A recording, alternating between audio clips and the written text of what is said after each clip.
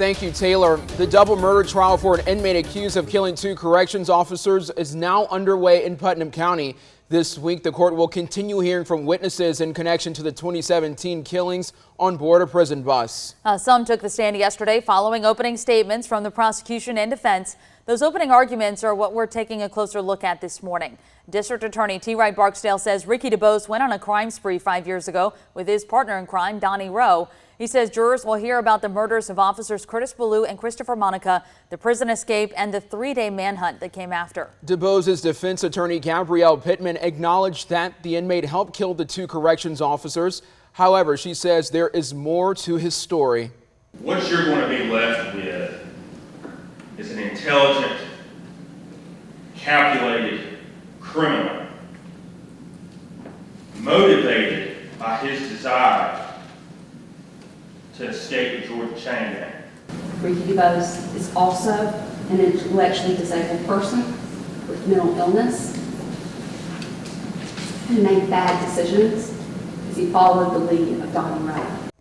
Last year, a jury convicted Donnie Rowe of killing officers Ballou and Monica. He's now serving life in prison without the possibility of parole. Tonight, putting a stop to gun violence will be on the minds of people in Macon as clergy from dozens of churches hold a prayer vigil. Bibb County set new homicide records in 2020 and 2021 and could be headed in that direction this year as well. Rabbi Elizabeth Behar says part of tonight's event will include reading the names of those shooting victims in the county. So my hope and prayer is that people attend, participate, and not just have the vigil be the end of their involvement with gun violence prevention, but have it be a part of their path and journey. That vigil starts tonight at 5:30. It'll be at High Street Park in downtown Macon. The time is now 6:34 on your Thursday morning. Let's get you to your state headlines. An 81-year-old sheriff's deputy in Northwest Georgia now on the wrong side of the law. Yesterday, GBI agents arrested Walker County Deputy Jerry Glover. He's accused of raping a woman while on duty last month.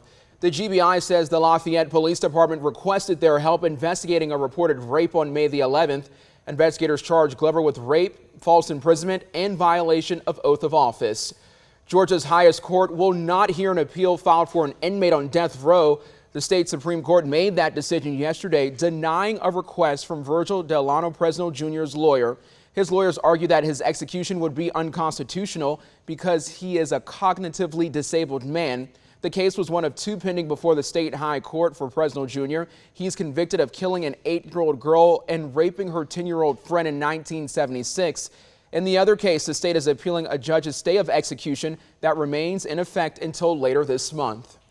Well, the CDC says Georgia may have its first potential case of monkeypox. The Atlanta-based health agency reported an orthopox virus diagnosis in a metro Atlanta man yesterday. Tests are still happening to fully confirm if this case is monkeypox. The Georgia Department of Public Health says health workers are contact tracing and monitoring him. He's currently in isolation at home. The first report this year of monkeypox in the U.S. was in Massachusetts last month. So far, Florida is the only southern state to report cases of the illness. And today, witness testimony is expected to start in an election probe in Fulton County dealing with former President Donald Trump. A special grand jury is investigating whether the former president and his allies tried to interfere with the 2020 election results in Georgia. Secretary of State Brad Raffensperger is expected to be one of the first to testify before the jury. That's based on subpoenas sent to witnesses and obtained by our sister station in Atlanta. Raffensperger is who Trump called in January of last year. The former president asked Raffensperger to find the votes he needed to win Georgia.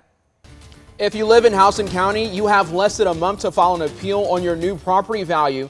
The county's chief appraiser, James Moore, says everyone in Houston County should have gotten their property tax reevaluations by now. He says they've already gotten dozens of calls about appraisals. Moore says although many property values in the county will rise by 10 to 20%, that doesn't necessarily mean your taxes will increase. If there's a significant increase in property values, the taxes could go up if the millage rate is left the same, if it's not rolled back.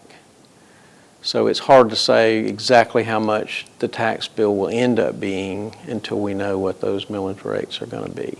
Well, mark your calendars. You have until June 21st to file an appeal on your new value. If you appealed already, Moore says you should hear from an appraiser who will go over your notice with you soon. Houston County homeowners, you can expect to get an actual tax bill in the mail this fall. It'll be due sometime in December. Well, if you need work, your job search could end today. WorkSource Middle Georgia and Central Georgia Technical College will host a career fair. It features over 30 employers with more than 200 jobs available. The Department of Public Health will also provide free vaccines and boosters with a $100 incentive for first or second shots. The fair is from 10 a.m. to 2 p.m. It's at the new Greater Allen Temple AME Church on Jones Road in Byron. And this weekend, you can prioritize your health at a fair in Johnson County. Based on this flyer, there will be a free event Saturday designed to encourage healthy lifestyles, manage disease, and connect you to resources. It will feature everything from mental health services and blood pressure screenings to a food giveaway and some kid activities. The event's happening at the courthouse on East Elm Street in Wrightsville from 10 a.m. to 2 p.m. All right, the time is now 6:38.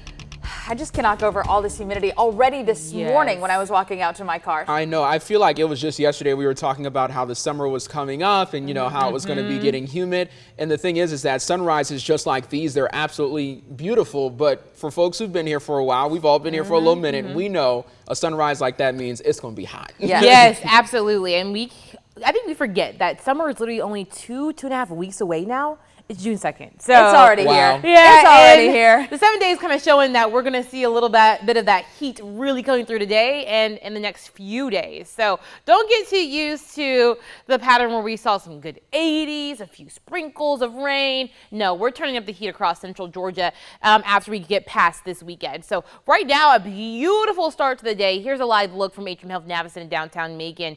Gorgeous out there, but it is hot and humid. Right now in Macon, 66 degrees, but humidity is at 93%. So you're definitely feeling it. When I put the water in my hair this morning, the humidity would not let it soak up in the air. So my hair stayed a little bit more wet this morning than usual. 68 now in Warner Robins, 67 in Perry, 69 in Roberta, and 70 now in Montezuma. Area wide, we're seeing those 60s and 70s. So a warm start to the day. And throughout the day, we're only going to get hotter than this. So by the mid-morning, temperatures rising to the mid-70s, and then by 12 p.m., your lunchtime hour, while you may want to go outdoors and get some food, maybe best if you hadn't left the house now to prepare some food so you can stay in the office in the air conditioning because it's going to be hot.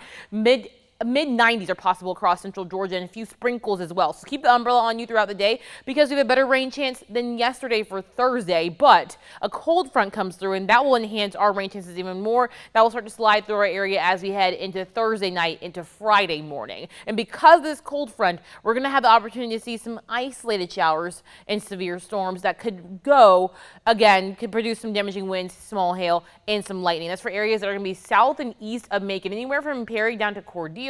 And then going out into Soperton, Vidalia, and McRae, you're all in this risk. Again, a low-end risk, so not every storm will be severe, but it's a possibility that one or two could get just above severe limits. So through the day tomorrow, here's the timing of when you can see those storms. We'll stay dry, actually, as that cold front rolls through, and then just like clockwork in the afternoon, that's when the showers and storms start to pop up across the area. High temperatures rising into the low 90s tomorrow. The rain will kind of wash away some of that heat, so some places may stay a little bit cooler, especially places south and east of Macon where we're going to see a lot of that rain activity. We have a great chance to see some rain tomorrow, and hopefully if most of this day is sub-severe, the rain is definitely needed. Now we're going to clear out as we head into Saturday morning, but then our pattern starts to switch a little bit. This cold front is going to stay just here, providing some opportunities for rain, but it's also going to steer a tropical system kind of out of our way, but we could see some outer rain bands coming through as we head into Saturday evening, and this is why we have something brewing in the tropics just to our south in the Gulf of Mexico.